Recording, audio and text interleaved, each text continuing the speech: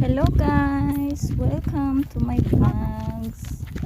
So ngayon, mamamasyal kami at susunduin muna namin ang ating panganay.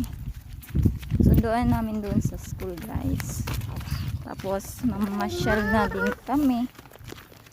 Kasi matagal na din hindi kami nakapasyal ng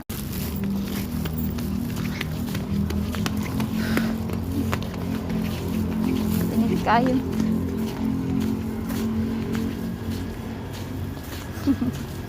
Habang din yung gisas. Ang picture gayon yung maa. Bibi,